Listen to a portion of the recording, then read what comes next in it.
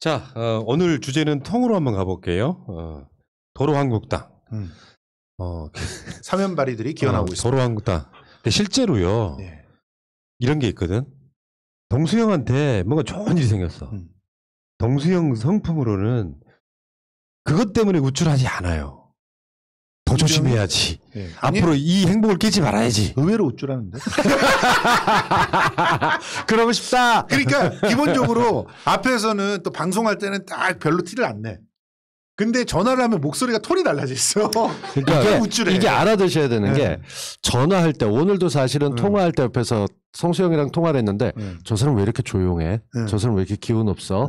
이러면서 평소 모습하고 다른 느낌이 들 때가 있고 저는 사무적으로 볼 때는 말을 일부러 좀 딱딱하게 하는 편이잖아요. 그렇죠. 방송할 땐 부드럽게 왜? 뭐? 친절하게 봤자 늘어지거나 기는 경우들이 있어요. 그러니까 짧게 하고 그리고 가장 큰 게 오늘은 일터에서 제가 받았잖아요. 그러니까 좀 딱딱하거나 이렇게 돼 있는데 성격이 드러나는 경우들 그러니까 스타일이 어떤 게 진짜인지 모르지만 서로 필요에 따라 달라지는 경우가 있는데 저는 만약에 좋은 일이 있다 그러면 조심해야지라고 이젠 가죠. 세웅지만 돼 인생사. 그런 거죠. 푸나님 말씀이 맞고. 예. 그러니까 사람이라는 게 그래. 기본 인간성의 결이 좋은 일이 있었어. 말하자면 저쪽은 보궐선거 뭐 압승 이런 게 있었어.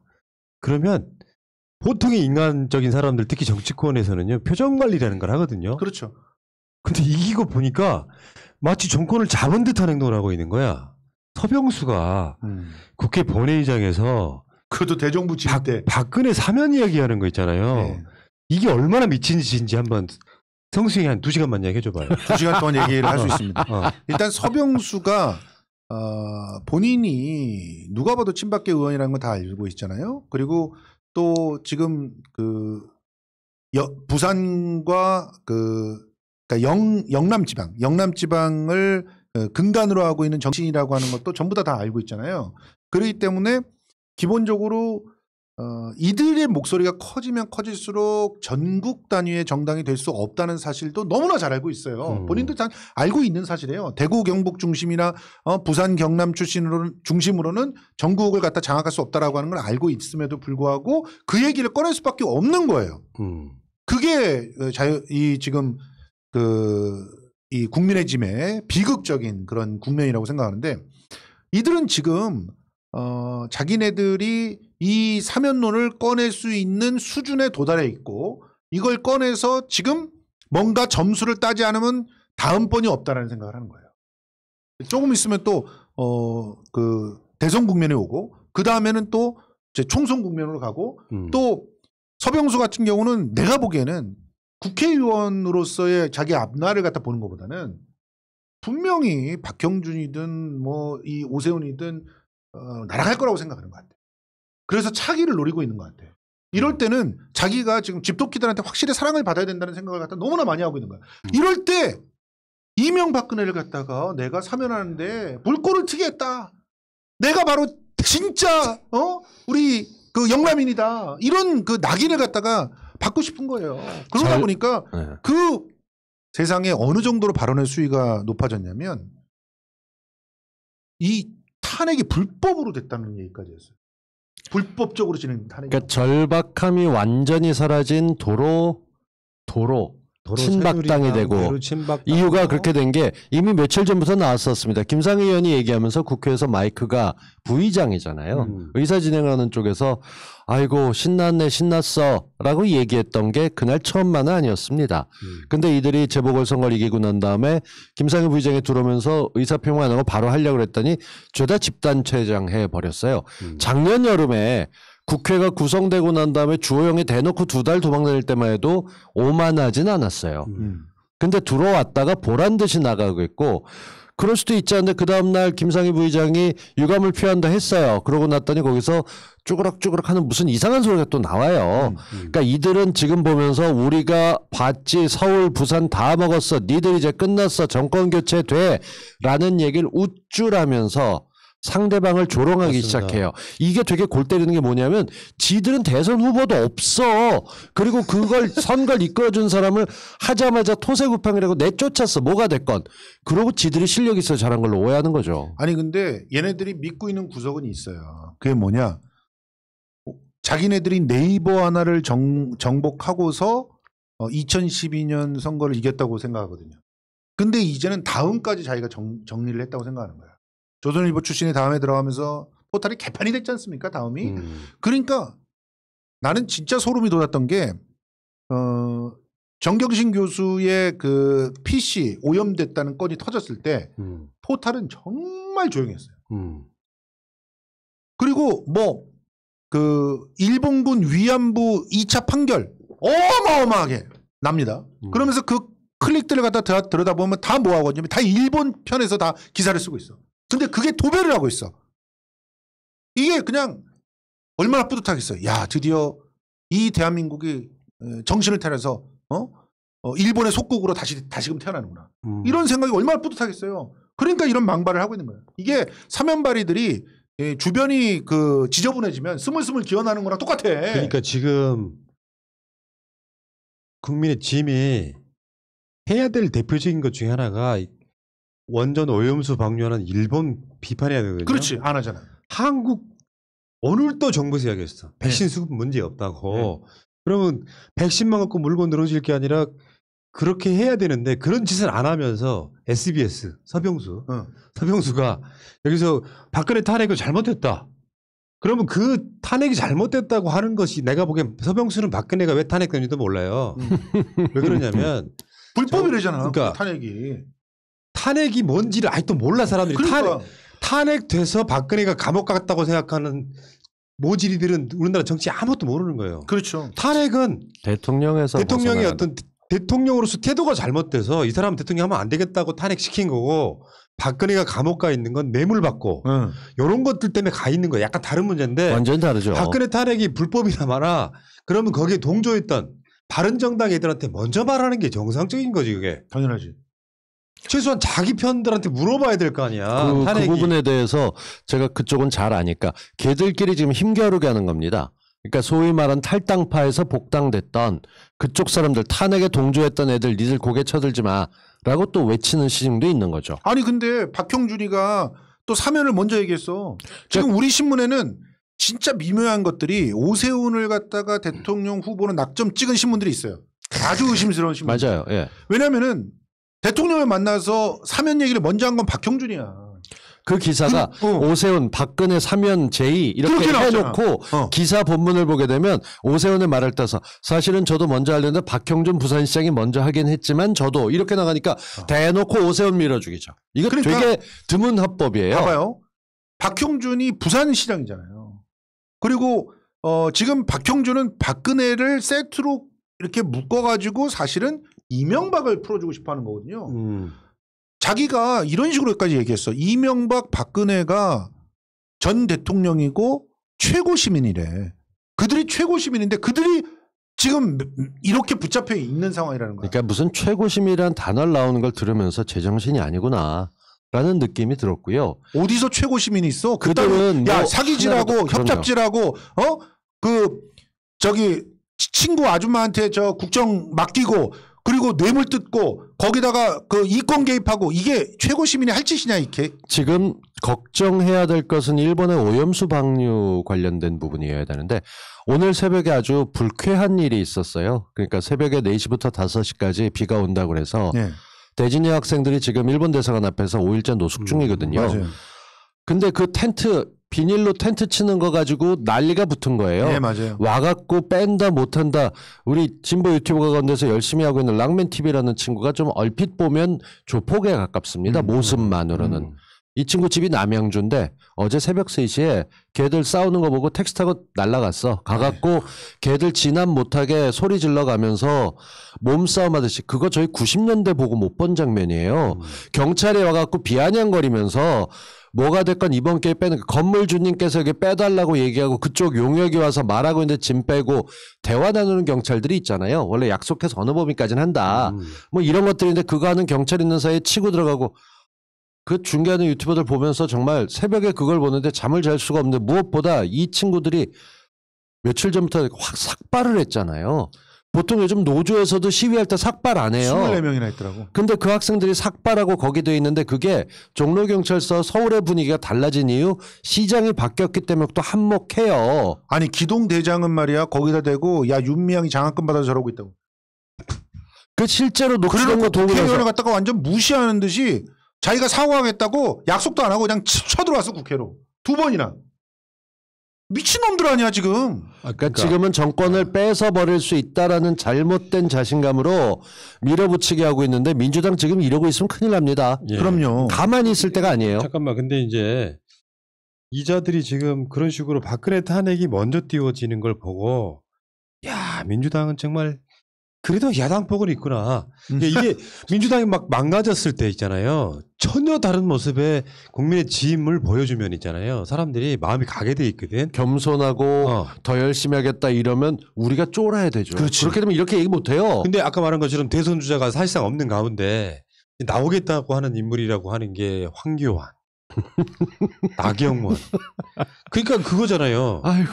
잠깐 이렇게 그 우리들 시야에 사라지긴 했지만 다시 보니까 얘네들이 또 스멀스멀 기어 나와서 정확히 말하면 본 바탕을 바꾸지는 못하는 가운데 국민의 민주당에 대한 어떤 분노 실망을 이용해서 선거는 이겼는데 그거 제가 봤을 때 2-3달 이상 못 간다. 계속 이런 똥볼을 차고 있는 상황이잖아요. 지울 건 지우고 치울 건 치우고 그리고 완전히 그 쇼라고 할지라도 달라진 모습을 보여주려면 방사능 오염수 일본도 막 세게 비판하고 예. 민주당보다 더 진보적으로 가버리고 그게 원래 김종인의 방향이었잖아요. 맞습니다. 근데 얘네들 보면 야 국회 대정부 질문은요 국회의원 생활하면 한 번 올까 말까 기회예요. 정말 가장 주목을 받는 그런 자리입니다. 대정부 질문이. 근데 올라가서 박근혜 사면해달라고 하는 그것도 그러니까 경제부총리한테 총리 대행한테 그러니까 생태를 쓰고 있어. 국정감사에서 온갖 소품들 갖고 나오는 건 소극장 공연에 가깝다면 이건 세종문화회관의 예술의 전당 대형 무대에 올라가서 하는 것처럼 자신을 뽐낼 수 있는 기회예요. 그렇죠. 여기서 조금만 독창이 합리적으로 나오면 서병수 당신이 야 얘도 대선 생각 있나 이렇게 보면서 칭찬할 수 있는 건데 그걸 갖다가 바닥에 곤두박질 치게 만든 거죠.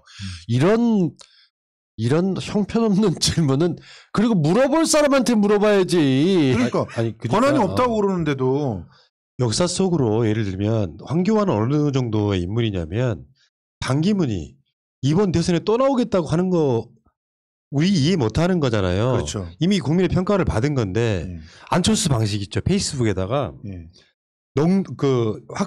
확산하는 청년 고독사 소식까지 억장이 무너진다. 나는 국민을 생각하는 정치인이라 이거였어요. 네가 그런 생각하는 게 억장이 무너져나. 황교안은 꾸준히 메시지를 청년에게 보내고 있거든요. 그러니까 이번에도 청년 고독사 참 새로운 말 만들어내고 참 집에서 무슨 반려견이라도 좀 키워. 그러니까 할 일 없으면. 진촉새가 한 말이 이거죠. 넉넉고 있는 게 애국이시다. 그러니까 나는 봤을 때 진중권이는요. 진심으로 자유한국당 국민의 짐을 걱정하는 것 같아. 맞아. 이제는 정말 걱정하는 거야. 자유한국당 팬이 되고. 그게 느껴져요.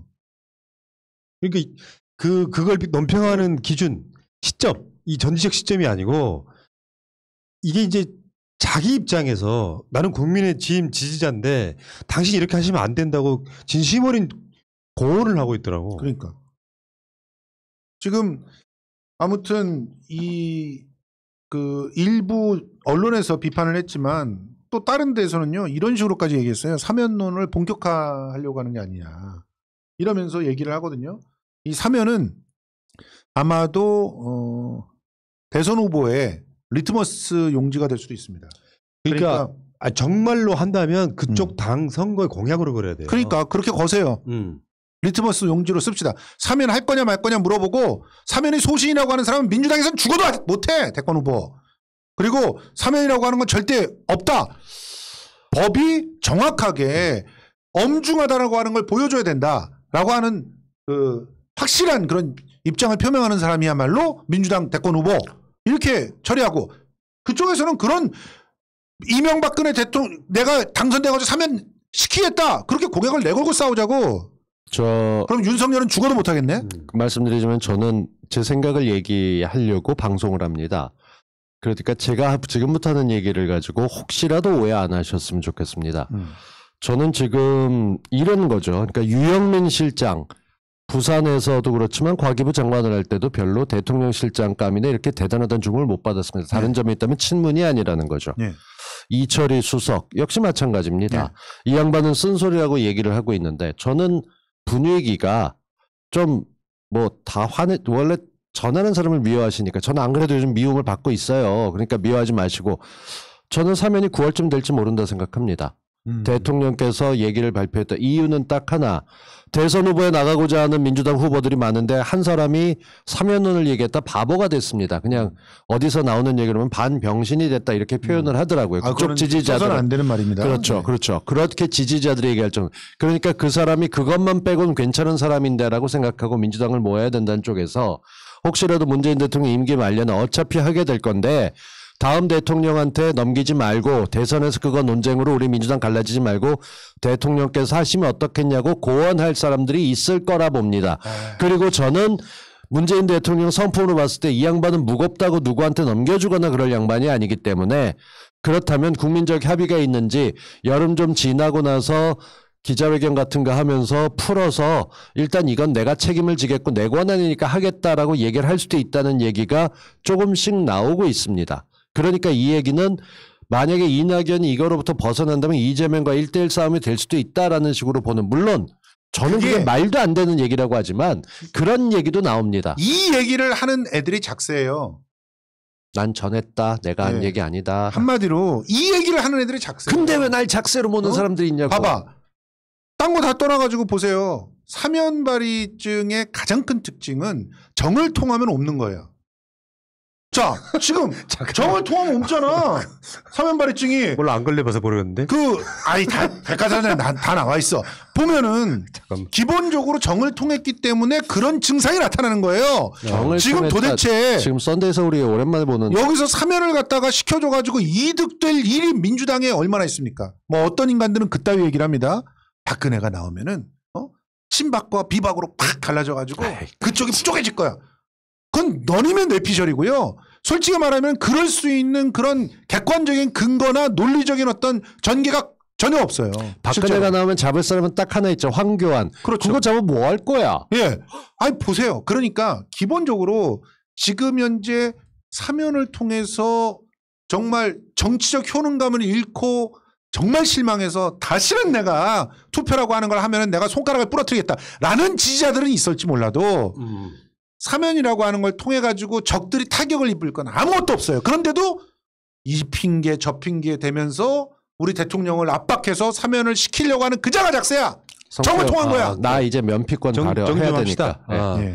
문제는 아직도 저쪽 사람들은 민생이나 국민 생활에 관심도 없어요. 없어요. 그럼요. 전혀. 그러니까 진짜 반사 이익만 얻어가지고 언론하고 포털이 좀 도와주니까 선거에 이겼다고 예.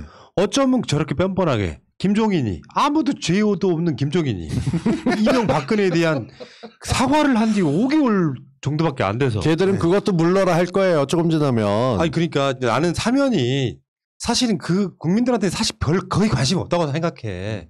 사면 자체가 사면을 해주나 안 해주나 표심이 움직이는 사람 많아봐야 난 10%도 안 된다고 생각하는데. 아, 그럼요. 당연하죠. 근데 이 주제를 갖고 뭔가 아젠다화 시키려고 하는 쪽이 둘 다 틀렸다고 생각하는 거예요. 우리 쪽이든 저쪽이든 간에 둘 다 틀렸다고 생각하는데 사면에 관한 문제가 아니라 지금은 내가 봤을 땐 그렇습니다. 그러니까 예를 들면 부동산 문제를 흔들려고 할 때도 진짜 돈 없는 서민들이 조금이라도 집 문제에 대해서 부담이 적어지도록 하는 건 여야가 똑같아야 되는 거야. 사실인데 저쪽에서는 그런 대안들이 나오고 있지 않잖아요. 없어요. 전혀. 실제로 뭐 오세훈이는 서울시장이 되자마자 규제 풀겠다고 했지만 2주가 지나도록 지금 3주 이제 접어들고 있는데 아무것도 못 내놓고 있잖아. 상징적으로 말하는 게 그 다음 날서부터 일주일이네. 그건 다 하는 말이었고 라고 얘기했고 그리고 여기서 사실 사면론에 조심하셔야 될 게 하나 있는데요. 박근혜 사면은 걔들이 논의할 수 있다 쳐요.